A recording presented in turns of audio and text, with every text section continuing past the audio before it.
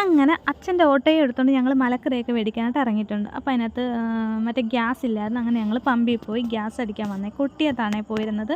അപ്പോൾ പിന്നെ അക്വേറിയം കണ്ടാൽ എൻ്റെ കെട്ടിയൻ വിടുമോ? കൊട്ടിയത്ത് കുറച്ച് അങ്ങോട്ട് ചെന്നപ്പോൾ ഒരു അക്വേറിയം ഉണ്ടായിരുന്നു. അവിടെ കയറി മീനുകളെല്ലാം നിന്ന് നിരീക്ഷിക്കുകയാണ്. ഓസ്കാറിനെ തപ്പി തപ്പി നടന്ന് ഓസ്കാറിനെ കണ്ട്, പക്ഷേ ഭയങ്കര വില കേട്ടോ. 600 രൂപ എങ്ങാണ്ട് പറഞ്ഞ ഓസ്കാറിന്. അതുകൊണ്ട് ഞാൻ മേടിക്കാൻ സമ്മതിച്ചില്ല.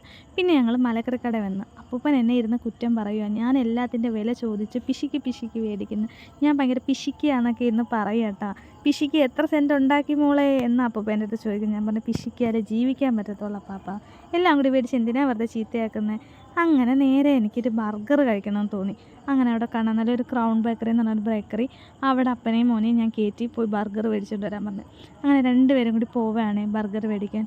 പക്ഷേ കിട്ടിയത് ബർഗറല്ല. ആ വിഷമം ഉണ്ണിക്കണ്ണൻ്റെ മുഖത്ത് നല്ല രീതിയിലുണ്ടായിരുന്നു. ഇത് ബർഗറല്ല അമ്മേന്ന് പറഞ്ഞാണ് എൻ്റെ മുമ്പിലോട്ട് വന്നത്. അപ്പോൾ ഇത്രയേ